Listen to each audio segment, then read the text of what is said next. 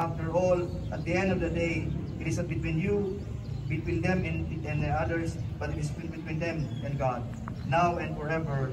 Amen. In the name of the Father, and of the Son, and of the Holy Spirit. Amen. And to continue with our program, may we request our Deputy Chief for Administration, Fire Chief Superintendent Jesus P. Fernandez for the welcome remarks. Ladies and gentlemen, good morning. It is an honor to welcome you to this special occasion, the out-taking ceremony of the newly promoted Senior Inspectors via lateral entry and the newly absorbed Fire Officer 1. As the new servant heroes of our country, you are expected to embody the public service values that will serve as your guiding principles in performing your duties. There will always be challenges in your path, but I hope that you find those as opportunities to grow and become better. Look forward to the wisdom that you will gain along your journey. Value what you have right now and be grateful for this blessing. Love your work. As Stephen Hawking once said, and I quote, "Work gives you meaning and purpose, and life is empty without it." With your new role in the Bureau of Fire Protection, you certainly know that you finally found your purpose. Congratulations to all of you. Thank you and good morning.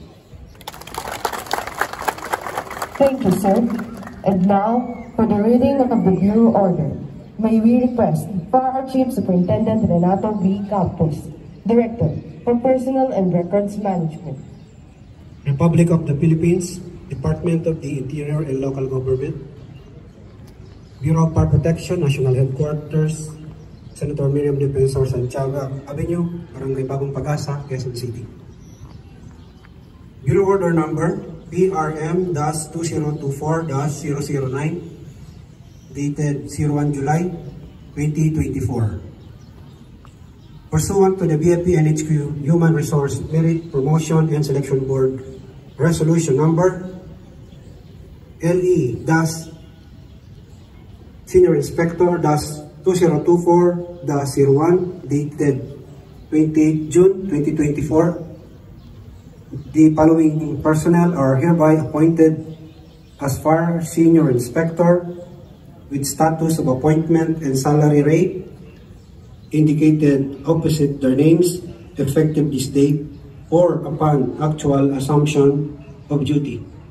To wit, SFO1 Aisa Crisel and Abasolo, and SFO1 Biani Joy D. Tiwaken. By the command of the Chief BFP, signed, Manuel Emanuel, Fire Chief Superintendent, DIC BFP, Acting Chief Directorial Staff. Official, signed, Renato B. Campos, Fire Chief Superintendent, DIC BFP, Director for Personnel and Records Management. Republic of the Philippines, Department of the Interior and Local Government, Bureau of Fire Protection, National Headquarters, Senator Miriam Defensor Santiago Avenue, Barangay Bagong Pag-asa, Quezon City. Bureau Order Number ABS-2024-006, dated 01 July 2024. Pursuant to the BFP NHQ Human Resource Merit for Promotion and Selection Board Resolution Number FO1-2024-02, dated 24 June 2024, and Memorandum dated 25 June 2024, selected applicants to be appointed as Fire Officer 1 in the BFP NHQ. The following applicants are hereby appointed as Fire Officer 1 in the Bureau of Fire Protection, National Headquarters, with a status of appointment and salary rate indicated opposite their names, effective this date. To wit, Region 1, 105, Region 2, 96, Region 3, 134, Region 4A, 155, Region 4B, 92, Region 5, 101, Region 6, 113, Region 7, 115, Region 8, 99, Region 9, 80, Region 10, 99, Region 11, 100, Region 12, 96, BARM 90, CAR 86, Caraga 91, NCR 140, and National Headquarters 200, with a total of 1,994. Thank you, sir.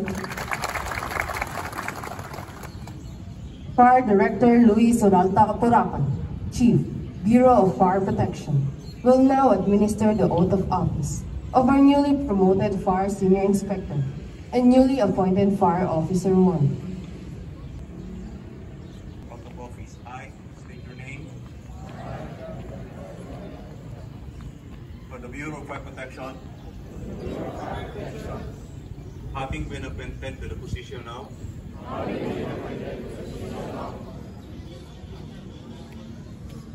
do hereby solemnly swear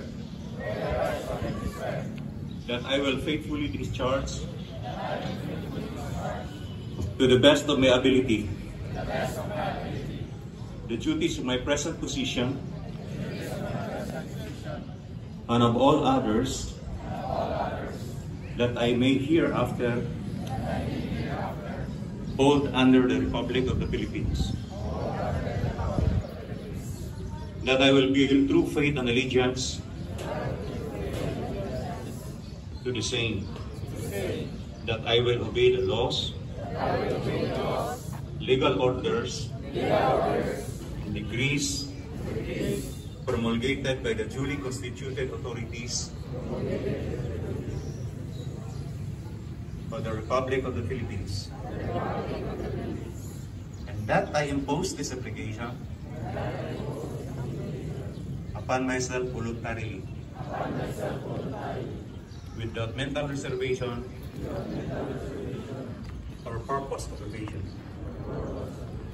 So help me God. Thank you, sir, and congratulations.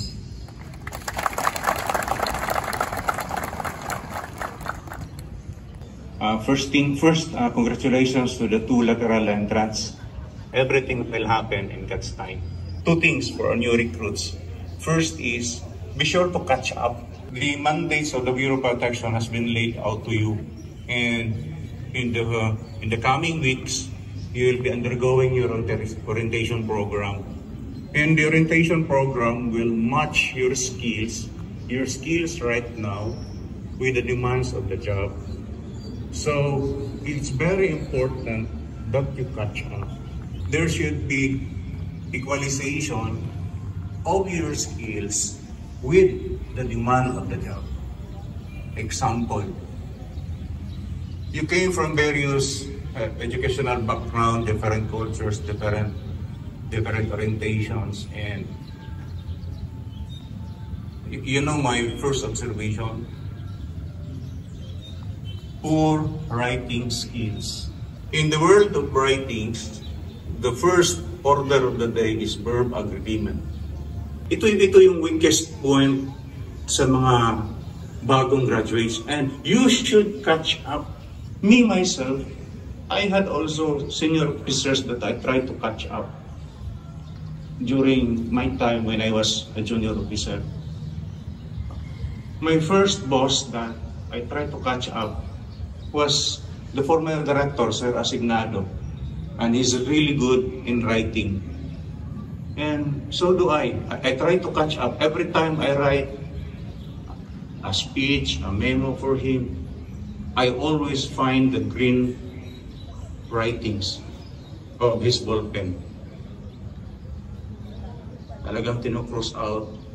He's really good. The second was General Perez, who also become IPC. Napakagaling nila sa communication skills. Siguro part ng development ko is because of them. I try to catch up with them. That's only one part of your duty when you go to the station. The second is the work ethics in catch up. I want you to start sinking in your mind that you now belong to the service.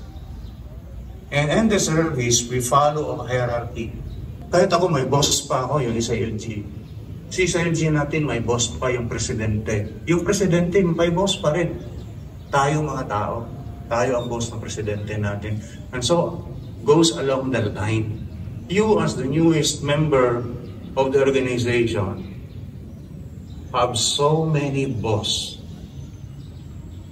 And your wisdom will come in when you prioritize order. Wisdom is, just to illustrate, we know that tomato is a fruit. Tomato is a fruit. But wisdom will tell you that you cannot mix tomato in a fruit salad. Tama? Pagdating niya sa station, there are two things also that you have to observe. First, the good and the bad. It's always yin and the yang, the black and the white.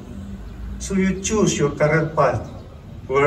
On where direction are you going?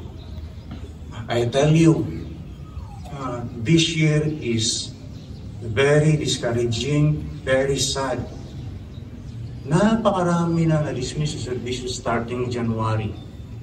And last week, we were in the news, the Philippine Star, may nahuling nag-entrap, things like that. And it's very discouraging for the service. Because one apple in a big basket is bad. Pag nakita tayong mali, yung lahat kahit hindi mali, masasama na siya sa sampling natin. Kaya be sure na when you go out of the station, be the catalyst ba na just do good going up. After all, it's biblical. At the end of the day, the chaff will be separated from the grains. Iiwala yung damo mula sa trigo on harvest time. You cannot catch up unless you upskill. Ito yung dalawang words na gusto kong i-share sa inyo. Catch up and upskill. When I say upskill, example most of you, karamihan sa atin dito marunong na mag-computer. Pero hanggang encoding lang, you try to upskill na kahit marunong man lang kayo mag-coding, kahit marunong man lang kayo magbasa ng source code, upskill. It's a requirement of the job na kailangan talaga tayo lahat marunong magmaneho. Kasi emergency cases, paano na lang pag may na-disgrasya, walang marunong magmaneho. Try to upskill na kayo lahat. Get a license, learn yourself to drive, things like that. That's upskilling. Pag nag-upskill kayo, set that line. Example, never do things outside your sphere. Kasi wala ka dun eh. May dalawang hemisphere kasi ang brain eh. The other is logic. The others is emotions. Dalawang side ang brain natin. Meaning, nobody can be perfect. It's either you're good in communication skills or you're good in mathematics. So, when you upskill, make it align. Make it align with your base, with your background.